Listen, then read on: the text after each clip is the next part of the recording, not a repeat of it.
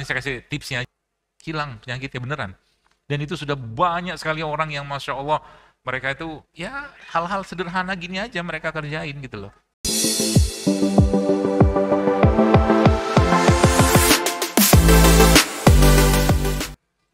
Ya, jadi bapak-bapak kalau Anda mau estrogen, testosteronnya naik, berjemur, angkat beban, kurangi tepung terigu, kurangi minyak, sama kurangi gula. Sama latihan beban. Naik testosteronnya. Insya Allah ya, perbanyak puasa. Ibu-ibu juga sama, dokter kalau kami perempuan gimana, angkat beban gimana? Tenang, tidak akan sterak, tenang aja. Itu panjang perjalanan itu. Saya nggak ahlinya, cuman ya sedikit tahu lah tentang itu. Jadi nggak usah khawatir. Ya, karena apa? Karena itulah nanti yang akan ngebakar lemak. Berarti kalau angkat beban tuh perlu pakai beban nggak? Nggak perlu. Nih saya ajarin, bapak-bapak nih, supaya hormonnya naik. Ibu-ibu juga bisa kerjain. Paling gampang gerakannya apa? Squat. Squat tau? Nanti di browsing aja lah. Masa saya praktekin? Squat itu Anda berdiri, terus turun, kakinya ditekuk. Itu squat. Rutinin aja squat itu bagus buat naikin testosteron. Apalagi tambah beban. Misalkan Anda gendong istri. Kalau nggak berat ya, gue lakukan itu. Pakai beban apalah nih, ini apa segala macam, atau barbel 5 kilo, 10 kilo. Nanti pegel tuh daerah dalam atau daerah bagian dalam paha, pegel. Tuh bagus itu. Ya. Atau apalagi bisa plank, plank juga bisa, atau push up. Kerjaan tiap hari rutin aja. Saya punya teman tuh kebentuk banget Pak dia Pak. Dia ngerjain apa? Cuma satu push up, tapi sekarang bisa 100 kali dia push up. Gitu, ya. Itu caranya. Jadi makanan tadi, konteksnya apa? Jadi kalau kita bicara kayak zaman sekarang ini kan cuaca kayak ini kan keluarlah kalimat-kalimat kita itu kan, ini paling enak nih makan gorengan gitu kan. Paling enak makan bakso segala macam gitu-gitulah. Ujung-ujungnya ke tepung lagi ya. Nah, makanya saya bilang nggak apa-apa. Tadi karbo, tadi kan sudah pertama pakai minyak, yang kedua pakai apa? Pakai biji-bijian. Jadi nasinya Anda yang dimakan di rumah itu campurkan biji-bijian di situ. Apa bijinya? Banyak, biji habatus sauda boleh, biji kacang hijau boleh, biji wijen boleh, masukin situ. Dimasak barang nasinya itu akan mengurangi gula yang akan naik setelah kita makan nasi tadi. Kenapa? Karena lonjakan gula itulah yang nanti akan jadi banyak masalah. Ya, jadi tubuh kita itu sebenarnya tidak disetting Allah untuk siap dengan perubahan gula yang sangat-sangat drastis, nggak disiapin. Ya, itu yang kedua. Yang ketiga apa? Ini saya kasih tipsnya aja. Yang ketiga, dok saya belum bisa meninggalkan tepung atau gula olahan, tidak apa-apa. Sebelum Anda makan gitu, Anda makan sayur dulu. Itu.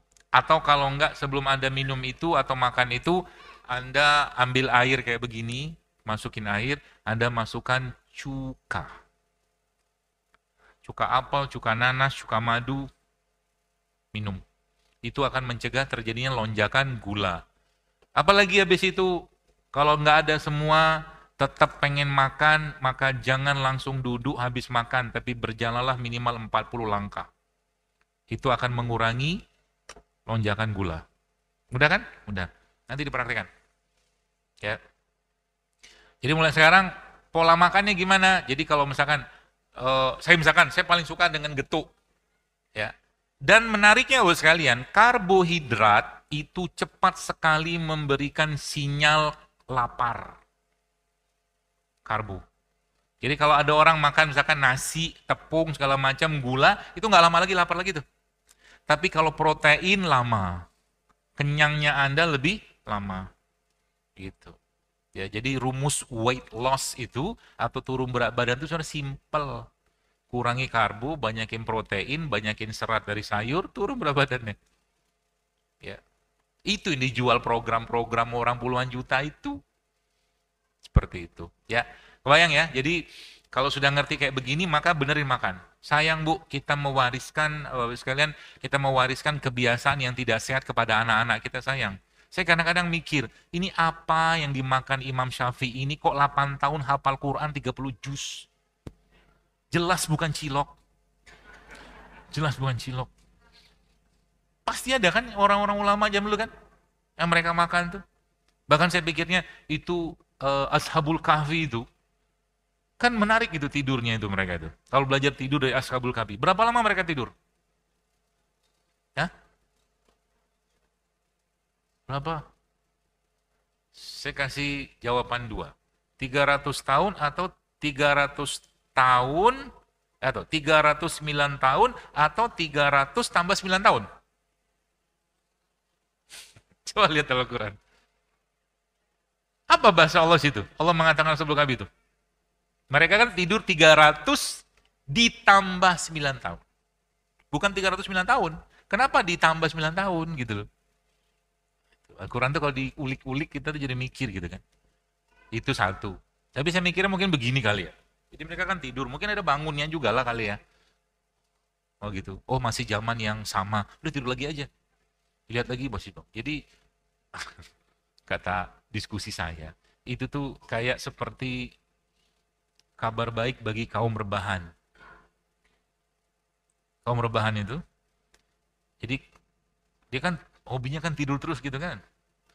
Jadi mereka lihat, oh nih belum ada perubahan, oh tidur lagi. Ya lebih baik Anda tidur terus aja daripada Anda bangun maksiat gitu. Tidur aja terus gitu. Ada manfaat juga Anda tidur. Jadi nggak apa-apa, tidur aja terus. Asal jangan maksiat. Tapi jauh lebih baik kalau Anda bangun berkarya. Terus kalimatnya di situ apa? Surat Al-Kahfi itu bicara tentang orang-orang itu ketika mereka bangun, situ Allah katakan azka to'aman. Coba lihat. Jadi mereka habis itu kan lapar kan. Terus mereka punya uang-uang yang lama itu, belikanlah makanan yang terbaik. Nah, gitu. Jadi sekian lama mereka tidur, Allah perintahkan mereka ya untuk membeli makanan yang terbaik. Itu saya mikir kira-kira itu makanannya apa? Bagus gitu kan, sama juga dengan kisahnya Nabi Yunus.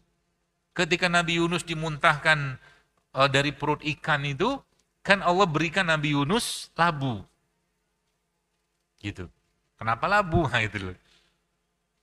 Gitu loh. Jadi kayak begitu tuh, kalau diulik-ulik tuh seru menurut saya. Sehingga nanti konsep-konsep kesehatan yang sebenarnya yang kita bisa pelajari dalam Quran itu ya, kita bisa terjemahkan dalam kehidupan kita sehari-hari. Itu poinnya. Ya. Kondisi. Nah, jadi tadi sudah berapa poin tadi saya sampaikan tentang itu mengurangi sebenarnya lonjakan gula. Ya, jadi kalau tadi saya bicara tentang misalkan saya suka makan getuk, suka. Getuk itu kalau saya makan maka getuknya saya nggak mau banyak-banyak, saya akan banyakin apanya? Kelapanya. Kenapa? Karena kelapanya itu kan lemak kan, lemak yang bagus, dan kalau kita makan lebih banyak lemak kayak begitu tuh maka rasa kenyang kita lebih lama. Duk, benar sekali, berarti Anda masih normal. Kayak tadi pagi dokter makan apa? Saya tadi pagi sarapan, meskipun saya sebenarnya aslinya saya sih tanya jawab. Terima kasih, sama-sama. Saya kadang-kadang baca gini tuh kayak orang masukin uang apa kartu ATM gitu kan. Masukin ATM, tiba-tiba ATM minta maaf. Mohon maaf, saldo Anda tidak cukup. Ya sudah saya maafkan. Saya maafkan dengan ikhlas lillahi ta'ala. Hidup tuh begitu aja dibikin. Makanya kata guru saya, jangan suka-suka sering-sering cek saldo. Yakin saja itu akan bertambah. Kalau enggak dia minta maaf terus kan. Kasihan dia. Terima kasih. Jadi mau ngomong apa? Oh tadi pagi sarapan. Tadi pagi saya sarapan.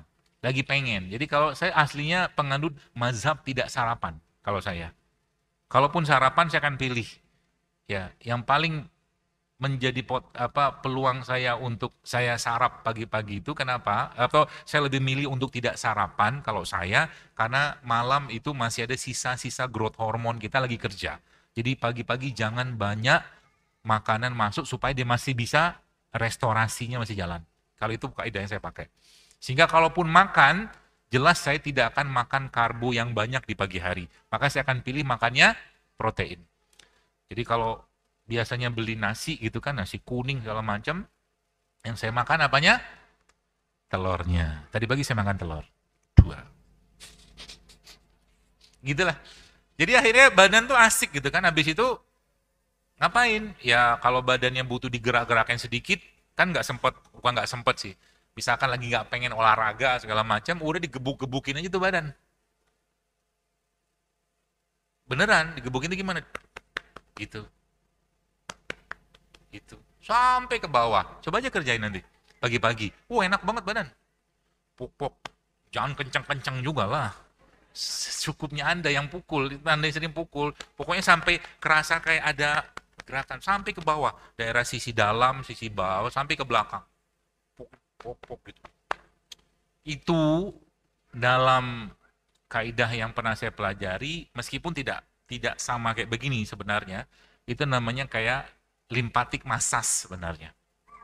Lymphatic massage. Cuman nggak masuk di situ, tapi oke lah. Bagus buat, jadi kalau misalkan lagi ngantuk, lagi nggak enak, itu Anda berdiri, tepuk-tepuk gitu. Itu cepet banget kayak zep dia. Ya, pukul begini. Gitu. Terus minum. Kalau mau pengen minum, minum aja. Kopi misalkan. Bapak minum aja kopi. Tapi kopinya jangan pakai gula. Biasakan minum kopi sehat. Kopi sehat itu apa? Kopi yang berasal dari biji kopi. Anda giling, Anda minum kopinya, itulah kopi. Karena kalau sekarang beli kopi dari saset, kadang-kadang nggak tahu lagi itu kopi atau tidak. Ya, gitulah. Kopi bagus. Berarti merutinkan minum kopi bagus nggak? Ya asal jangan berlebihan nggak apa-apa. Karena setahu saya, kopi itu salah satu fat burner, pembakar lemak. Dan dia bisa menekan rasa lapar. Termasuk juga kunyit. Jadi pagi-pagi itu sekarang saran saya, Anda tiap hari kalau bisa, kalau saya sarankan masukkan list menu rempah-rempahan atau rimpang-rimpangan dalam menu minuman Anda tiap hari. Tak kunyit jahe, serai, kunyit apa, pokoknya tiap hari dengan catatan Anda tidak punya penyakit apapun, minum aja. Dokter saya nggak punya waktu, paling gampang Anda pakai tumbler gini, cincang-cincang itu atau digeprek-geprek tuh jahe atau kunyit, masukin sini, Anda infus aja cukup. Ya, tiap hari. Itu akan banyak banget manfaatnya, Bro sekalian. Ya. Nanti kalau saya ngebahas penyakit, ternyata pakai Anda mulai memperbaiki pola makan ditambah dengan kayak begini, itu lama-lama hilang sendiri. Apalagi tambah dengan puasa dan bekam. Hilang penyakitnya beneran. Dan itu sudah banyak sekali orang yang Masya Allah, mereka itu ya hal-hal sederhana gini aja mereka kerjain gitu loh. Ya seperti itu.